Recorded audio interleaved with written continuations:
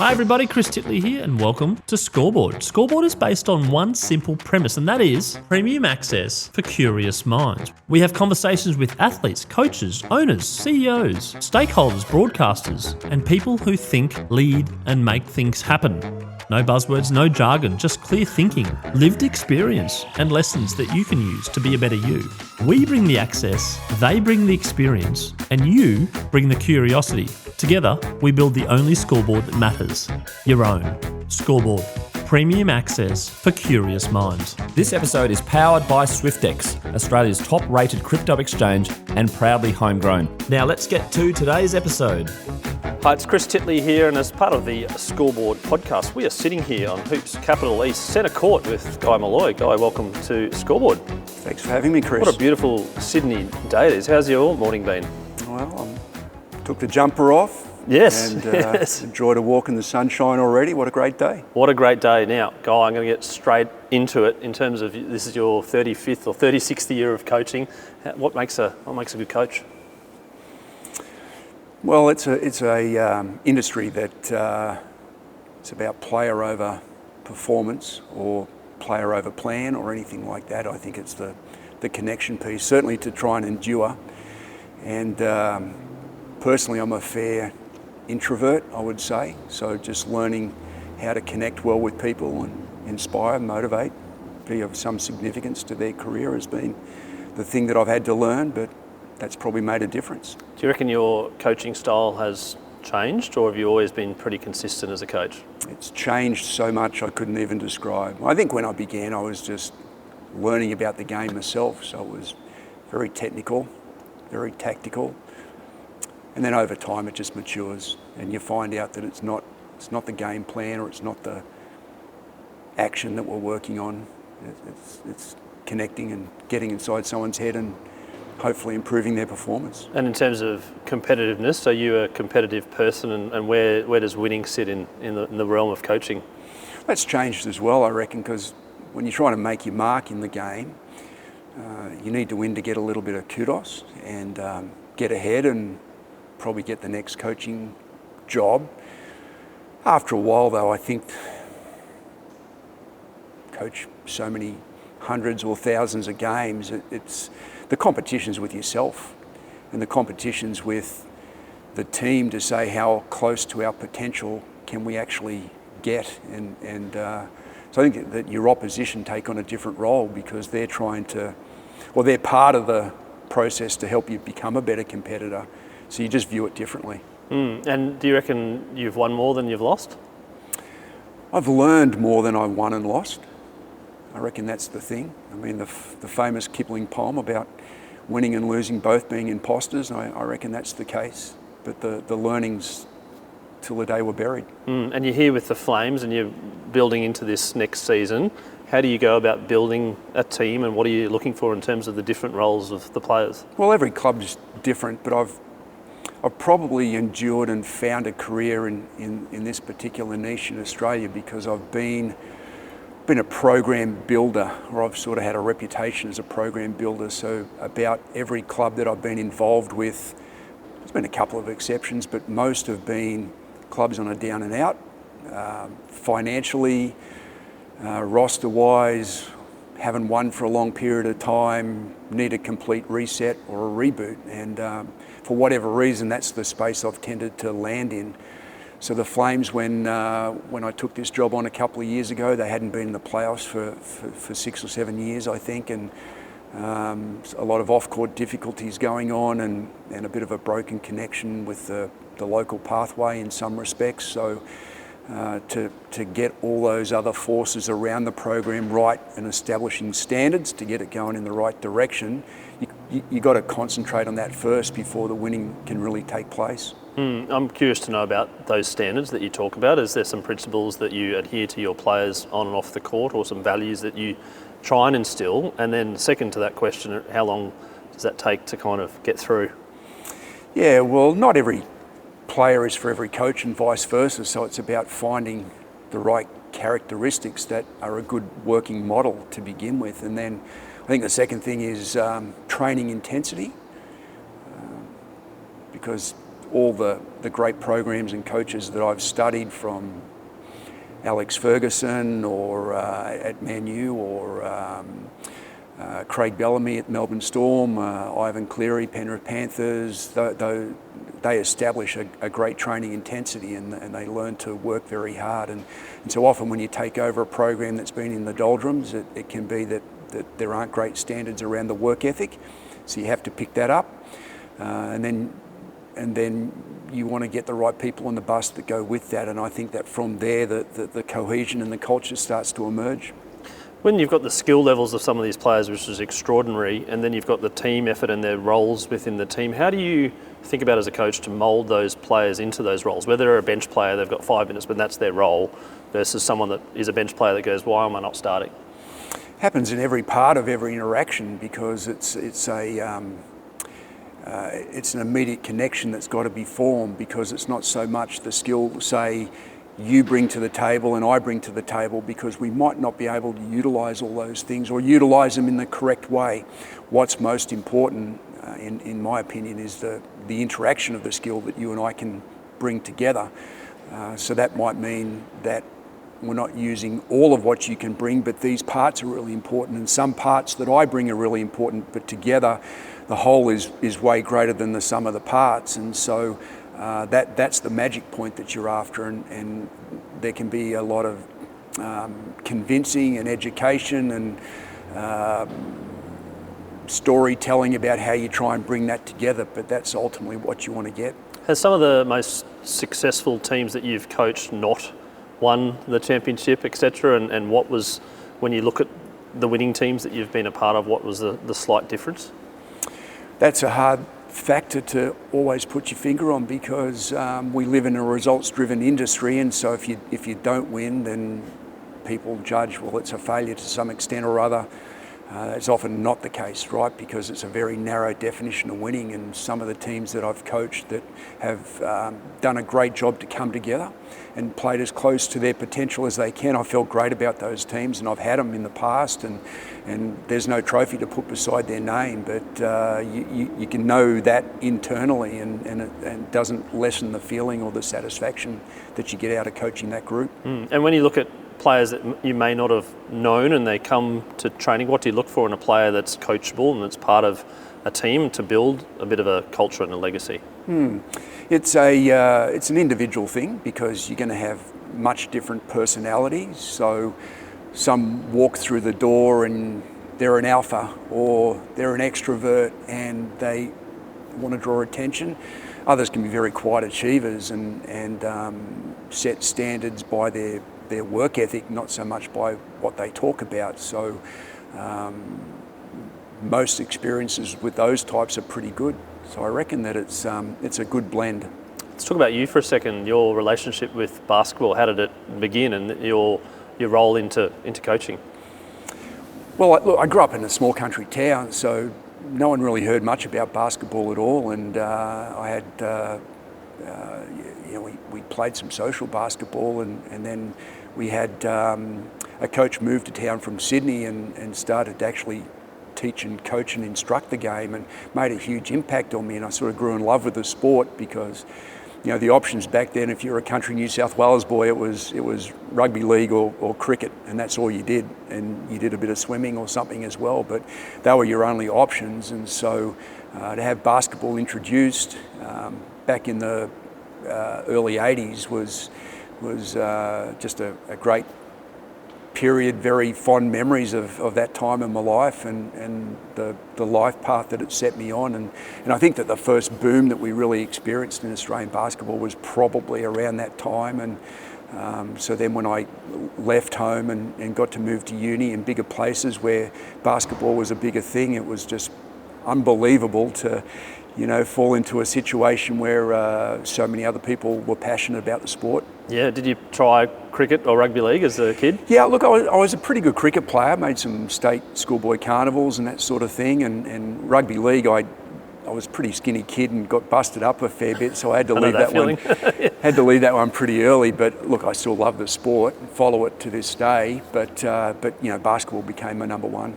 Yeah, and so as a player, and then what about your playing career per se? How did that go as a basketballer? Oh yeah, look, I was just, I was a competent player. That was kind of about it. And I think that back then the Seaball League hadn't been going too long, and so my aspiration was to make the team and play in Canberra for the Seaball team. And as things turned out, they asked me to coach the team. So there was American coach there that had a really big influence on me becoming a coach, and he sort of convinced me to go, well, look, even if you make the team, you're only good enough, you'll sit at the end of the bench for the Seaball team. That's as good a player as you're going to be, but I think that you've got some ability to have a better career coaching, and fortunately I wasn't too stubborn to listen to him at the time. And what was it about coaching? You're like, this is interesting. There's a bit of strategy here. This is a 19-year-old kid going, oh, yeah. Well, I always had a fairly analytical mind about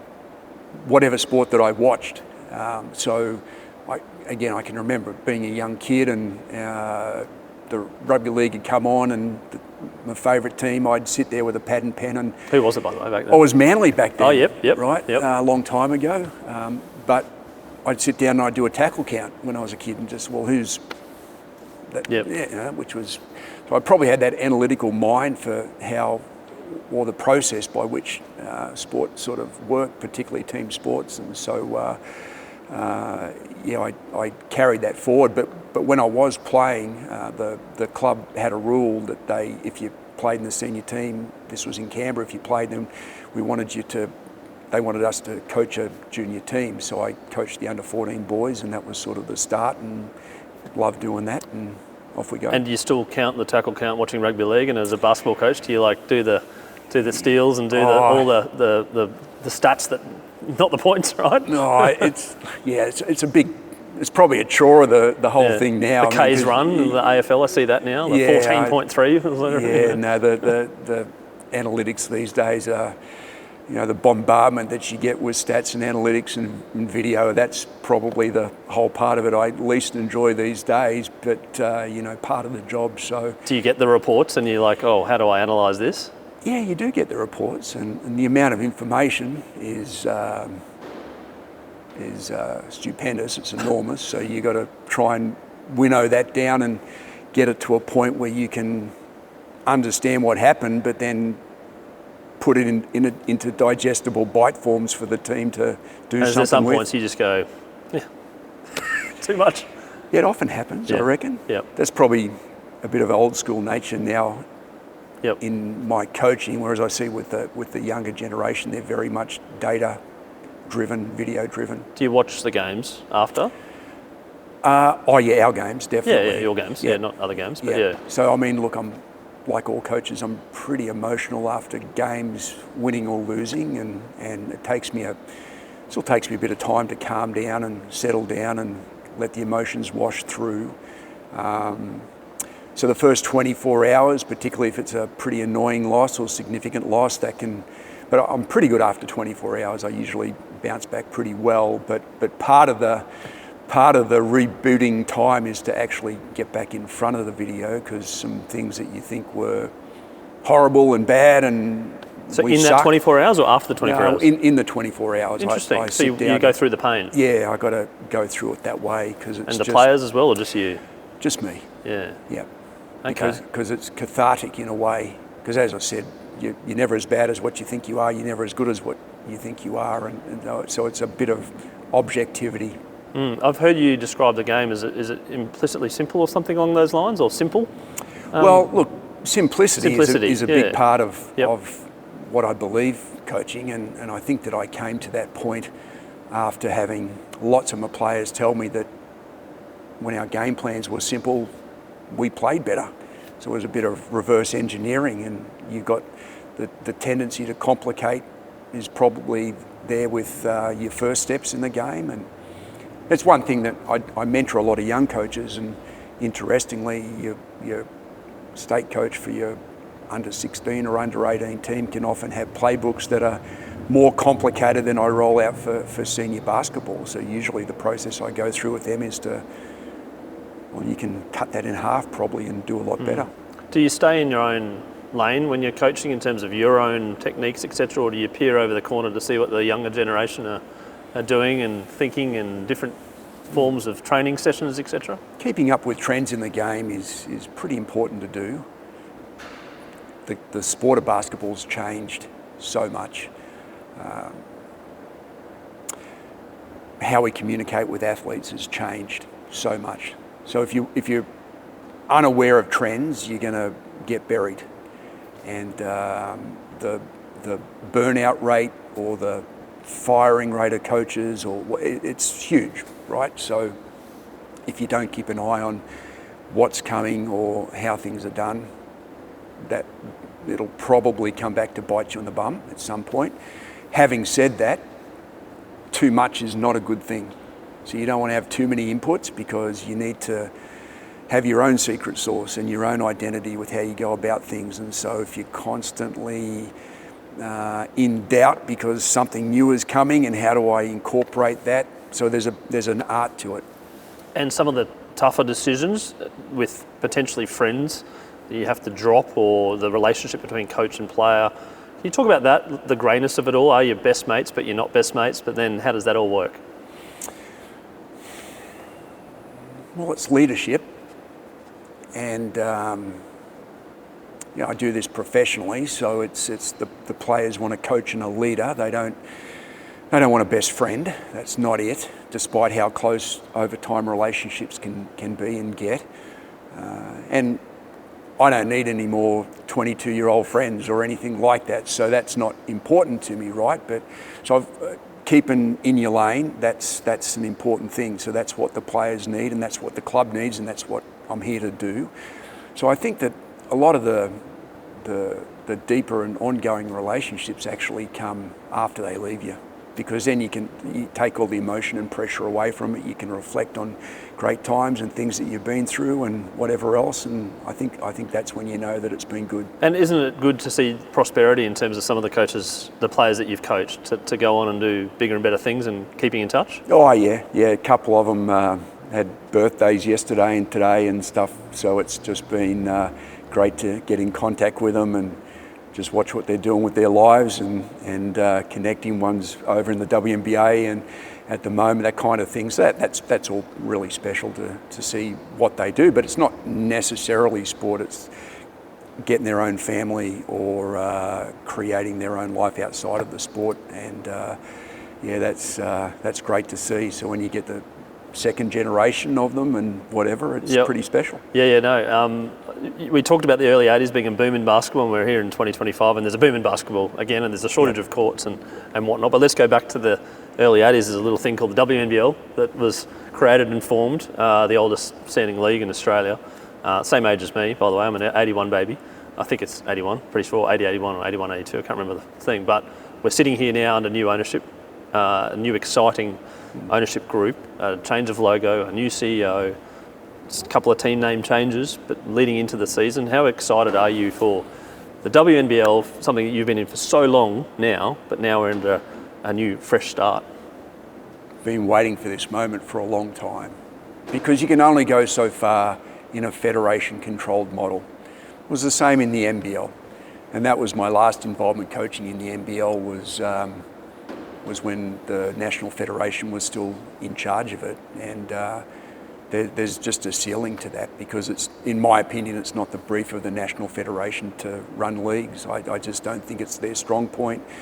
Their skill set, they've got so many other things that they've got to do for the governance of the sport and to create pathways, and that just drags their attention in lots of different ways. So to now have the league under private ownership, and it's great that I know the private ownership pretty well, and they're just wonderful people, and I understand their vision for where they want to take the league, so truly an exciting time. Yep, and in terms of the style of basketball from when you coached in terms of the WNBL early on to where you are now, is it going to be a bit more exciting, do you think, or is it going to be more entertainment in the game day? What's some secrets you think that might come through this year? Well, the sport's changed, as I said, anyway, and that's happening on the women's side as well. So the pace of the games is increasing, the athleticism is increasing, the depth of the teams, all those sorts of things. So I would expect that that's going to continue. And the depth and liquidity you just touched on then, or the talent pool, we've got a number of athletes that go over to the college system that have come back. We've got the WNBA that's thriving. We've got a pathways program here. You've got development. Girls can play in rep teams at the age of 12 or 15, etc. Going back a little bit, that wasn't the case. Can you sort of capture where we are now in women's basketball, but then also think where it can go? Well, the small part I've played in it, you've got to feel proud for all those that have come before, because we've climbed on the shoulders of giants in many respects. So unlike the AFLW or the NRLW, which have got such a leg up from the men's code, instant salaries, instant resourcing, instant television, instant crowds, that kind of thing, the WNBL's had to work for all of that. And so very little has been handed to it. And because I understand the club space very well, the clubs have had to do so much, and they've over the years copped a fair bit of criticism about what they do well, what they don't do well. But you get no handouts, you get no TV money, you get no concessions, you get no merchandise, you get none of those things. So you've got to go out, find your sponsorship, sell your membership, and then try and put a good product on. They just do an amazing job. So they're pretty tough and robust people that have come before. So I've been lucky to have a long involvement with that, and but wonderful to see that hopefully lessons learned and now some leverage and momentum. And basketball as a sport generally, probably the last 10 years or so at a junior grassroots level has exploded for various reasons compared to other sports maybe, but also the fact that it is engaging, that it's fast paced, and there's a shortage of courts. I think Matt Denholm was saying there's a shortage of courts in Sydney and Victoria. What's your view on the popularity of basketball at a grassroots level now in Australia and then moving forward? I've seen it at other countries as well. So the involvement I've had, say coaching in New Zealand, it's been the same thing. The groundswell starts in primary schools and then there's a push for facilities because pressure goes to councils and state governments, and facilities start to happen, then more competitions happen, so basketball's always putting pressure now on governance to come up with more, and so I think that it's popular for parents because games are short. You're not there all day. It's still relatively inexpensive. I mean we've got a bit of inflation going on everywhere, but it's not bad that way. And I think the other thing though is it's such a global sport, right? Because you can go from your own backyard if you're good enough to the Olympics, and there are very few team sports, particularly the ones that are really commonplace to us as Aussies. I mean, cricket or AFL or netball or stuff like that, that's not an Olympic sport, right? Where basketball, you can go from the very beginning to the very top, and it's just amazing that way. Yeah, and also I got described the other day, basketball is a game where you can't, if you're playing, you're on the court, you can't hide, and you can't be a goalkeeper in soccer where it's out the other side of the field, or maybe in AFL if your team's winning by 40 points, you're the defender and you're going to go, not much going on here, and cricket the same thing if you're a fielder or you get taken off as a bowler. Basketball, you're on. Right? Yeah, it's fun for kids. That's the thing. It's fun. You're going to get touches of the ball, and so it's sort of, well, the more I practice and the more I touch the ball, and the better I get. I make a few more shots, and I think it just rolls that way. And I think the access, from when I was growing up following the NBA, very difficult to follow. Maybe a little bit of Jordan stuff, and that filtered through, and you get the wide world of sports on a Saturday afternoon, and you get the 10 minutes or the top 10 plays of the week, which you used to tape on your VHS. Now you've got democratisation of information, you've got the KO minis, you've got kids watching it. How important do you think that is, or has been, in terms of the growth of basketball as a sport? Oh, I can remember that to see an NBA game when I started playing, you actually had to send a letter to New South Wales Basketball Association because they had some games that they'd recorded or somehow got, and they would put it in a post pack and send it to you, and you'd sit at home with your mates because you had it for a week. Get everyone together. Watch an NBA game and then put it back in the post and send it back to Sydney, and that was the only way that we got to watch NBA games. But now it's a global thing. Anytime you can click on male, female, junior, senior, in national teams, club teams. You can watch it all. Absolutely. And in terms of your coaching, the group that you're in, all the other coaches, is there some sort of like secret WhatsApp group that you coaches get together and share tips, or you're all in your own kind of different ways of things? Are you friends outside?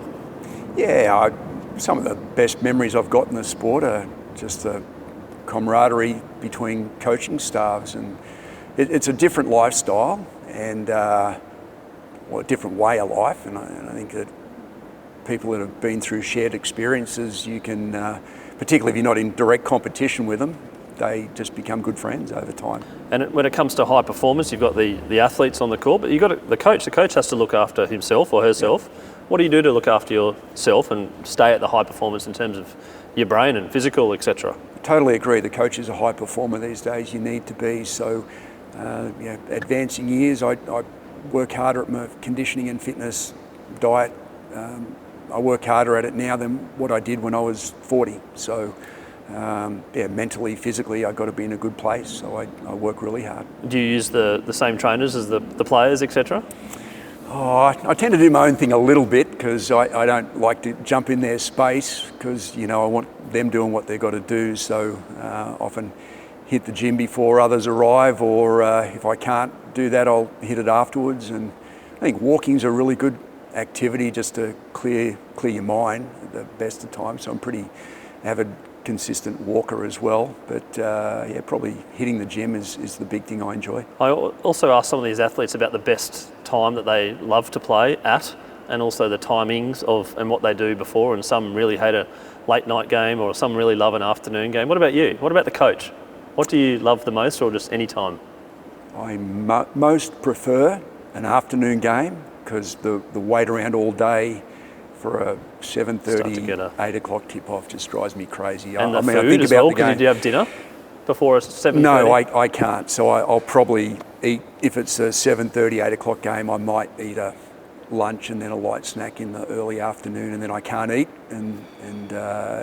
So your nerves start kicking in a little bit. So I definitely don't like the late. And is that also because you're a bit wired after the game? It's a little bit hard to get back to sleep? Yeah, it does take its toll, I reckon. Just sort of puts That's interesting. I've heard this a lot. So I'm wondering whether the league's out there listening about times of changes of high performers, because some people get like after an 8 o'clock, you finish 10:30, then you do this and you do this, then you get home, it's 12 o'clock, then you watch a little bit of replay and you're like, oh, it's 1 o'clock in the morning. It's like, oh, I don't like that. So the Arvo game. Yeah, you love an Arvo game. And I'm a bad sleeper anyway, so I'm not good with that. I've got Too much coffee? No, not really, but I enjoy my morning coffee, but mind's active, and that's why I've got to, staying fit and just finding some ways to unwind and relax are important, otherwise I won't sleep at all. I was going to say unwind. Do you ever unwind from basketball? Is there a switch off period? Do you take a block and you say, like, I'm out for a month, don't contact me, don't talk to me about basketball? Or are you like, no, this is part of life, I'll accept it? I learned from a really good sports psych, because again, coaches being performers, and I recommend that coaches work with sports psychs. And one of the habits that I reckon we've lost for a lot of people is actually reading a book. And this sports psych, she convinced me to go back to slow form reading and with a physical book, and not necessarily non-fiction where you leadership ideas or basketball ideas, but to actually just get a good page turner or a fiction book, because one of our big issues around how things have changed and one of the downsides of social media is I certainly see the impact on attention span, and that happens to me. So when I get sped right up, there's too much video, there's too much thinking screens, about what's maybe? Yeah, too many screens, all that sort of stuff, and so walking, exercise, reading a book, those sorts of things are a great way to just calm back down. When you are walking, do you listen to music or do you just listen to the sounds around? Because my headphones were dead the other day. I went for a walk without them and I was like, this is nice. I haven't heard a dog barking for a while. Yeah, I'm the same. A lot of the time I just enjoy nothing, which is good. Sometimes I'll have some music on or a podcast if it's something interesting. If I need a complete switch off, but a lot of the time, yeah, just nothing. And so nothing to do with basketball. Do you sometimes have enough of it? Like, I just can't know, it's too much. I'm insatiably curious about the sport. So I've been coaching a long, long time. The longer I do it, the more I know I don't know, which has probably served me well in terms of keeping enough ego out of it and humility in it, because you have to continue to learn. So that's been a good thing. So insatiably curious and always passionate about it, which is another good thing to possess. But yeah, sometimes I need to shut down for today and I'll be better tomorrow for it. Yep, okay. And then spending time away from anything to do with basketball, the beach or travelling, do you always have the phone with you, or is it like, no, it's off today? I actually enjoy long drives. So if I had the choice of flying Melbourne, Sydney or driving, I'd drive it. That's a great switch off for me. Love the beach as well. So those opportunities to have a little bit of solitude, very prized. I'm just going to talk about the Melbourne-Sydney thing for a bit. You're in Sydney now. Is that your permanent home now that you're the Flames coach, or do you sort of commute? I'm loving Sydney. I'm up here 9 months of the year now. And probably early experiences I had with it when I was much younger weren't great, but just loving the city. And family's in Melbourne, wife's from Melbourne, so sort of always considered myself to be a Melbourne person, but I think I'm in a bit of both now. I was going to say, I might get you into some hot water here, but I'm going to ask this question about Melbourne versus Sydney, pros and cons. The traffic, Sydney, is horrendous. So that's a down. That's a thumbs down. That's a con. So you started with a con, not a pro. That's any time of the day. Yeah, a little bit of beeping, bit of aggressive beeping, or just no, I'm pretty shoving sedate. in. I'm okay. So, but yeah, just the time to get anywhere. You talked on it. Basketball facilities are just non-existent in Sydney compared to Melbourne, so we tend to, we've got a training base and whatever else, but I get around and watch a lot of the pathway basketball and NBL 1 and like there are a lot of old venues around, and given the growth of basketball, would love to see a lot of new venues around Sydney with that. Well, we're here one now, aren't we? Hoops Capital East. Yeah, How good is Hoops this? Capital East, beautiful venue, but you see only one court. Whereas if this was Melbourne and this is a pro Melbourne, it would probably be 12 courts. So there you go, improvement. There you go, Matthew and the crew at Hoops. Come on, Matthew. Actually, there's another facility that Graham's out there today. Actually, so there's Hoops Capital West, I think it is. Right. So they're growing slowly. It's good. Yeah, but look, they're probably my only complaints about Sydney. You've diverted the question, Guy. Come on, Sydney, like coffee. What about the coffee? Still Melbourne, definitely. Food? Still Melbourne. Weather? Sydney. Yep. Beaches? No real contest there, right? People? Very different cultures, I reckon.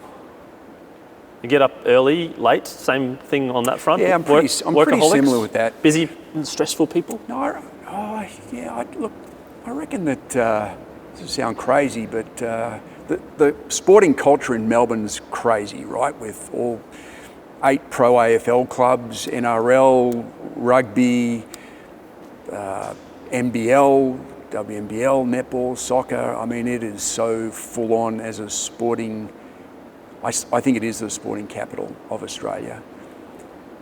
I think Sydney's a bit more relaxed. What about Brizzy?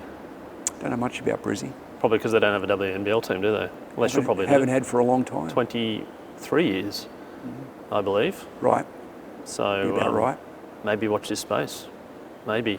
I'm going to talk about your other sports that you follow and coaches from other sports. Do you take a bit from them? You mentioned some of the idols, not idols, but sort of great coaches. Yep. In terms of watching sport, do you watch other sports now and take a little bit about what potentially they're doing in terms of coaches and language and behaviour and body language? For enjoyment, I watch a ton more NRL than I do basketball.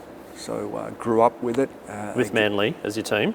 Initially. Now I'm a very devout Melbourne Storm fan, so I have been for quite a period of time.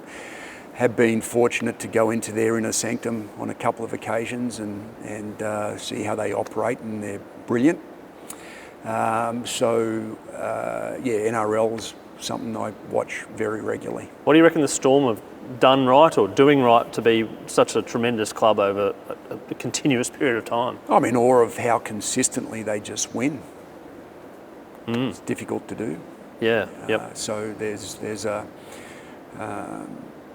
a X factor there with how Craig Bellamy and his staff go about things that, I mean, you can go in there and they'll tell you that they recruit the people that will fit to the Storm, and they have very high standards, and they keep it simple and they're consistent to their standards. So nothing that you want to write a book about, because a lot of teams will tell you the same thing, but they obviously can just walk the walk with that better than most. And is it like the Melbourne Storm way, potentially, if that's a thing, Yep. and the All Blacks, etc., there's books on it, legacy, etc., but if the Sydney Flames way, what's the Sydney Flames way? Well, the lessons I've learned from them is that the people we want to recruit to the program, that's the first thing. So I like high work rate, blue collar, selfless type players, and so I'm really excited about the team we've got coming in, because I think that's all those factors are really well represented, and the beauty of a team sport again is that interaction of skills. So I'm looking for people that are great teammates and can take what we want to do out there and implement it with the team being first, and so that's our identity. As a coach, when you're playing your opposition and you see someone of talent, you're like, actually that person would be good on our roster. Do you kind of do that or not? To some extent. One of the ways I believe that you create a successful WNBL club is that you're internally grown and developed. You want to be known as a player development club.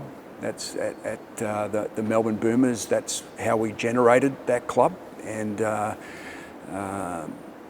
so that was done in a particular way, and we didn't necessarily go after a pure star factor with players. Although by the time I left, when we won the championship in 22, we had some great players there, but they'd been with us for a long period of time, and so they knew the club very well, and they knew what I wanted very well, and we connected great. So that was the lessons learned from that are here. So the pathway and the young players from this area that I'm trying to bring into the club and ingrain in the Flames way and the Flames style of basketball, as much as anything else, that's what we're setting up at the moment. So there's some outside recruiting because we need to have the talent level to compete, but they're the right kind of people that we want, and they play the way that I want us to play.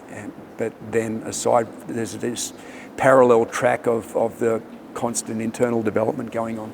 And then on the recruiting side of things, how much of a role do you play versus the CEO versus the ownership group and Andrew Bogut and those people that make suggestions, etc.? Where do you fit in it all? I like to take the point of view from a lot of those people, because as you just mentioned some names, so Luke Longley or Jenny Screen are some people around the club, in addition to Chris Pongrass and so Renee Garlop, my assistant coach.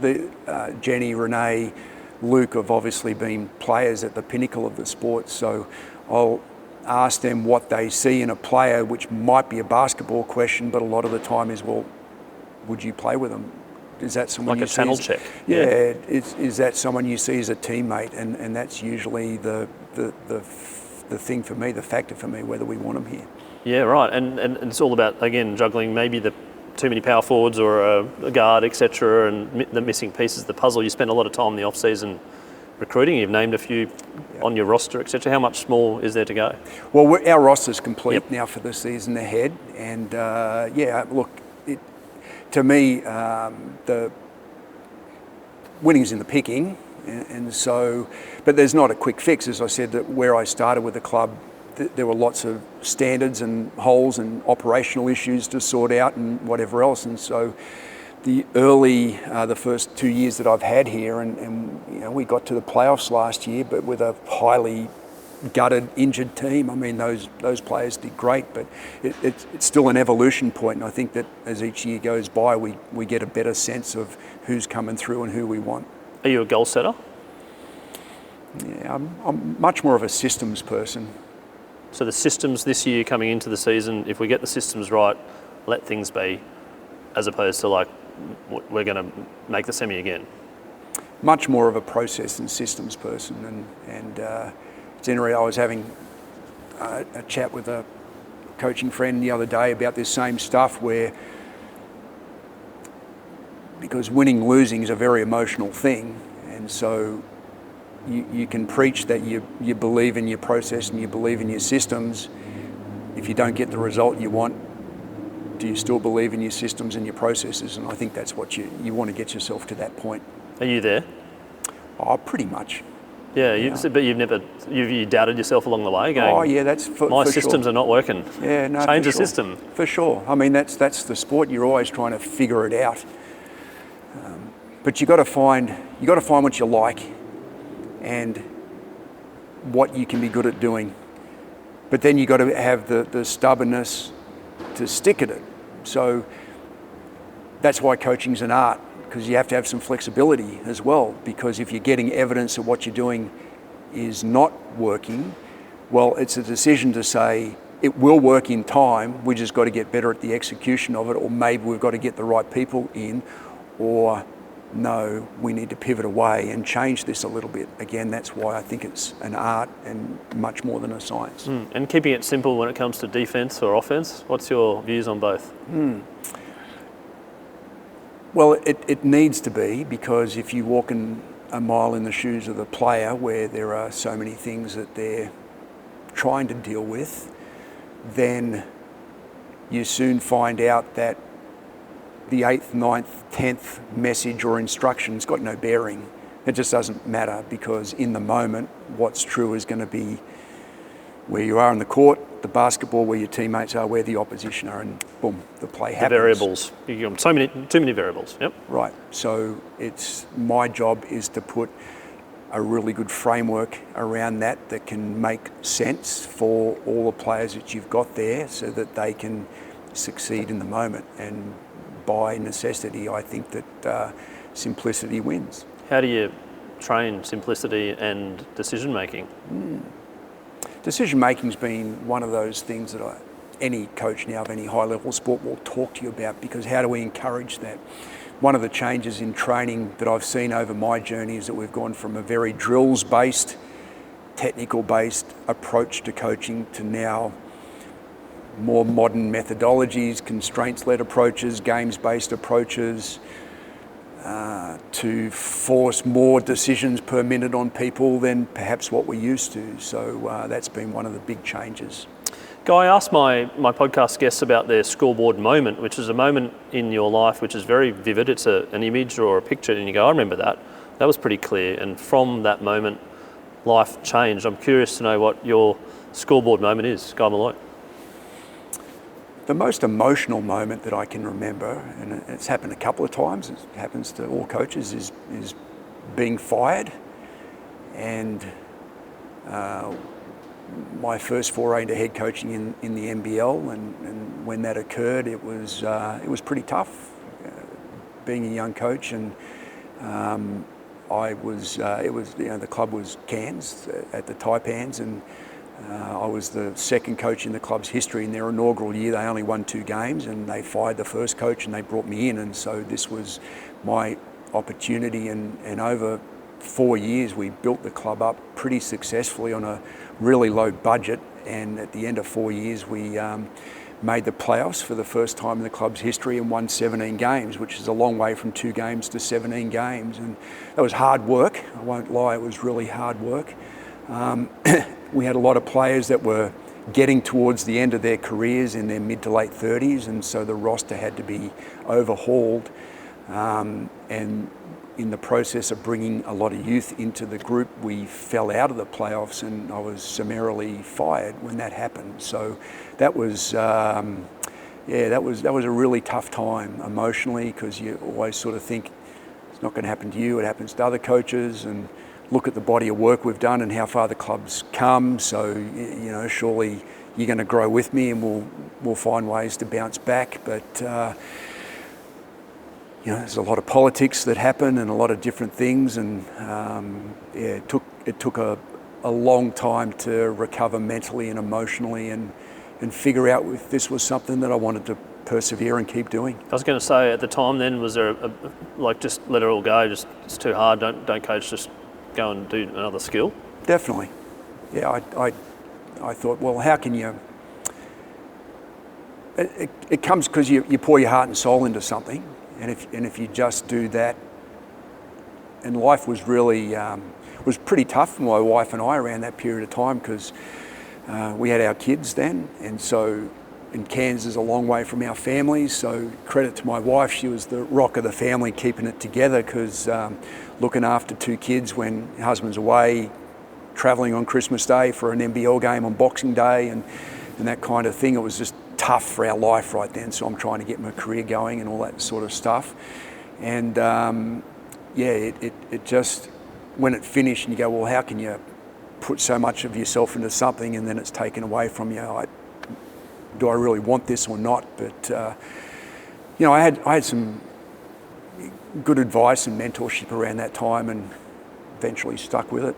With your stubbornness and resilience, I suppose, as a coach, as a professional coach, you have bounced around the cities, and at a whim of a phone call, you might get an offer and you've come here to Sydney, but your family stayed in Melbourne. How have you been in terms of the geographic movement of family life and your own life about going to various different cities around Australia and New Zealand?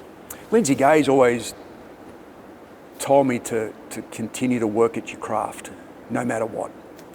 And just be ready, because the opportunity, as you say, can come at any time.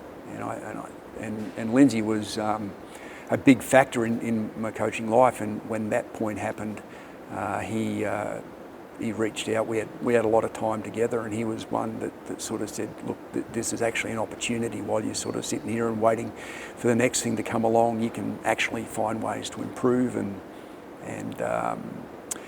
analyse your mistakes and all that sort of stuff." So I think that advice to say keep working your craft, that's what really helped me to move. And when it comes to sport, there's so many moments over the course of your career that you have seen and coached and witnessed and been part of, but I'm curious to know what your favourite all-time sporting moment is, which is a huge question that doesn't involve yourself. That's a huge one. Yes. Being so involved with team sport, I mean, there's been tons of moments that you, basketball or a footy or something, you see a team win, you think that's great.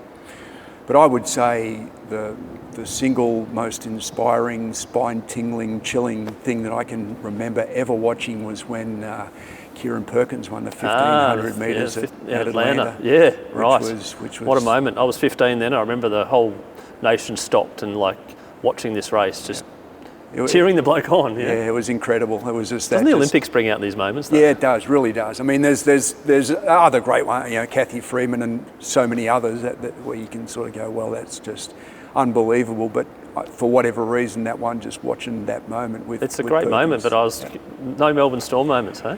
Oh yeah, I mean, look, it's great to watch them win. I went to the grand final last year. Unfortunately, they lost to the Panthers. So that was a good game. Like the defensive, both teams, and the defence was incredible. Great clubs and probably maybe again this year, the way that Penrith are starting to 9 in a row. Yeah, they're how they're doing that too. This podcast won't age well, but what's your tip? Oh look, I've got to stick with the Storm.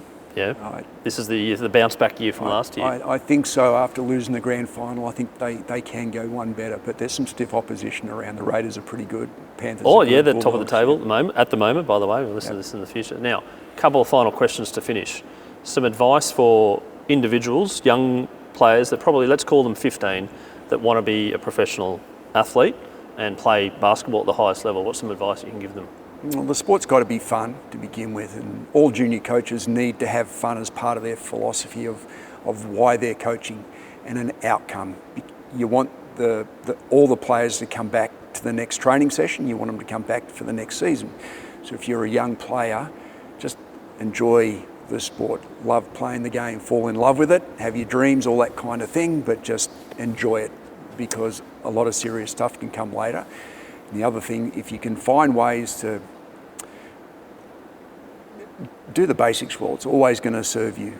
And this is something that there's more coaching resources out there than there ever used to be. So you can find things out and so become a good shooter, become a good ball handler, work at that, and just be consistent with it.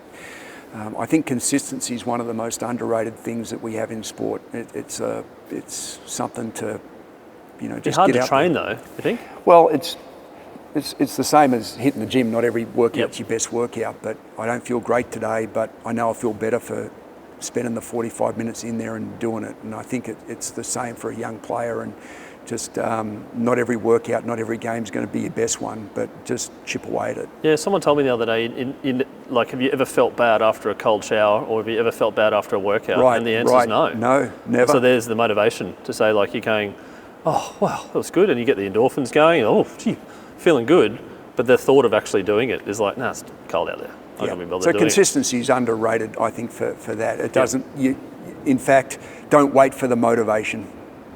That's fair enough to say. If you can learn to operate independently of the motivation and get out and just enjoy being out on the court and doing that. It's a big mindset shift. If you get it right, though, it's consistency. Now, a very important question is your bucket list sporting event, and we have a sponsor at Scoreboard, which is great. SwiftX out of Brisbane, Australia's most trusted crypto platform. Over 1.1 million users here in Australia and New Zealand, and their new television campaign is "Where Can Crypto Take You?" So as part of their sponsorship, we've got the bucket list segment. Which sporting event that you'd love to attend to that you haven't attended thus far? Well, thank you, crypto. Can I name two? You can name two, and you can talk about crypto if you want as well, Oh, I don't know much about them, but glad they're sponsoring you.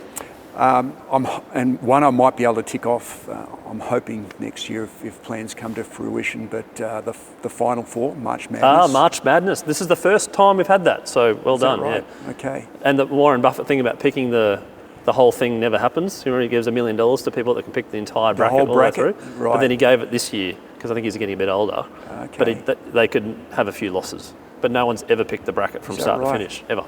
64 teams bracket. There's always a blowout. Yeah, right. Now there's the first four as well, so there's 68 or something. Oh, is it? Okay, yeah. So you'd love to get to March Madness. Yeah, I'd love to do that. So I'm hoping that the opportunity comes through. And the other thing, and I'm not exactly sure, but because I'm not a huge fan of football as in soccer per se, but to see a EPL game at Wembley would just be, I think that would be, that league and that stadium, for some reason, I think Just that the would iconic be, match of that, yeah. I've done a lot of EPL games, not at Wembley. I've done a concert at Wembley, U2 concert at Wembley, which is equally as monumental, but the EPL is something different. Yeah, also the English, they don't call it the EPL there, actually Australian loves the acronym, but it's the Premier League. The Premier League is next level in terms of just enthusiasm. Great if it's the Manchester thing or it's Liverpool or Arsenal or something one of the big clubs would be great, but I'd love to just hit that stadium. Crypto could take you to the Premier League. That's right. Last question. Community sport's very important and grassroots sport's very important, but then there's parents, and you're a parent and I'm a parent. What's some advice to parents when their kids are playing community sport? Take the kids there and just tell them you're proud of them, and the car ride home is one of the most important things. So did you have fun? I am proud of you. I love watching you play, as Simon Black said. Absolutely. As well. Yep, and Scott Roth said the first 15 minutes, very important in terms of the car ride home. Right, yep. In terms of some evidence-based, I suppose, in terms of not commenting or not saying. Silence is a good thing, or deflect it, or again, just simple, hey, I just love coming to watch. Guy Molloy, thank you so much for coming on Scoreboard, the podcast today, and in a centre court here at Hoops Capital East. Very much enjoyed the chat. Congratulations on your career. It's a very long career, but you're enjoying every moment. I can see the energy in your face coming into the new ownership group of the WNBL, but also this WNBL season. Look forward to following the progress and supporting where I can. Appreciate it. Thanks, Chris.